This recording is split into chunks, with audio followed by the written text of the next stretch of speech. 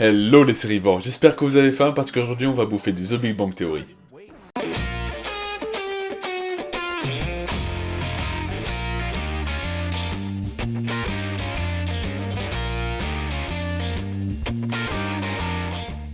The Big Bang Theory, une sitcom créée par Bill Prady et Chuck Lorre en 2007, raconte l'histoire d'une bande de potes, Leonard Hofstadter, Sheldon Cooper, Howard Wolowitz et Rajesh Kutrapali, fans de jeux vidéo, d'high-tech, de comics, de films, de séries, de jeux de rôle, etc.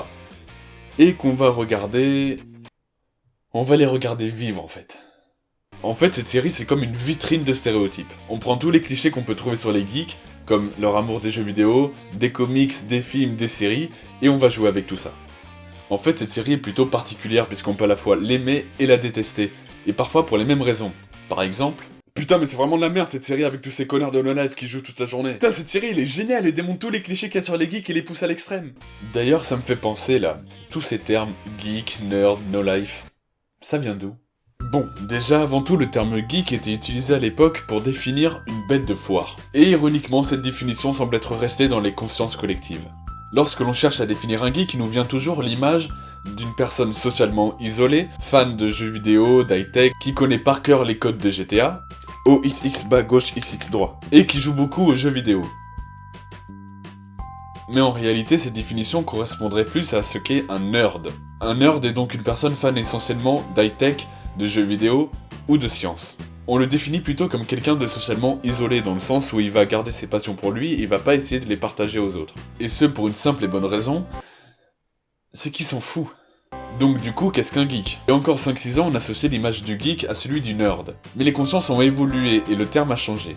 Aujourd'hui, un geek est en tout point identique au nerd sauf dans un domaine, le social. Là où le nerd va faire les choses de son côté, le geek va plutôt essayer de partager ses passions. Soit pour les faire découvrir aux autres, soit pour trouver d'autres personnes qui partagent les mêmes centres d'intérêt. En somme, le geek et le nerd ne se différencient pas par leur passion ou leur centre d'intérêt, mais plutôt par leur envie de partager leurs connaissances. Et nous vient ensuite le terme de No Life. Ce qui est marrant, c'est que le terme No Life est souvent associé à des gamers. Alors que même si c'est vrai, des gens peuvent rester énormément de temps devant un ordi sans sortir de chez eux, on peut associer le terme No Life à beaucoup plus de domaines que celui de jeux vidéo. Par exemple, un employé qui va bosser jour et nuit sur un dossier sans tenir compte de son temps de sommeil ou de son hygiène de vie va être considéré comme un No Life. Donc au final, tous ces termes de geek, nerd, No Life ne peuvent se différencier que par leurs liens sociaux. Là où un geek va chercher à partager ses passions, un nerd va s'en foutre. Un No Life, lui, va plutôt se renfermer. D'ailleurs, un fait intéressant, au Japon, le fait d'être No Life, ou Hikikomori, est considéré comme étant une forme de suicide. Donc si vous avez bien suivi, nos amis sont des nerds... des geeks.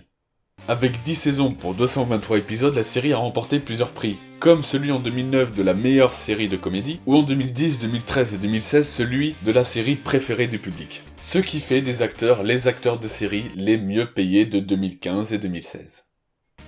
Alors même si les rajoutés font quand même un peu cheap et que l'humour ne peut pas plaire à tout le monde, la série Big Bang Theory reste quand même une très bonne série pour se détendre et parfaire sa culture geek. En tout cas, moi je sais comment passer un bon dimanche après-midi. Et vous? Avant de partir, je tiens à m'excuser du retard que j'ai eu sur cet épisode, en fait j'étais pas du tout satisfait de la version que j'avais faite. Autre chose, si vous pouvez m'aider à trouver un nom pour celui-là, ça m'arrangerait. En attendant, tu peux toujours me rejoindre ici ou là. Allez, à la prochaine, ciao.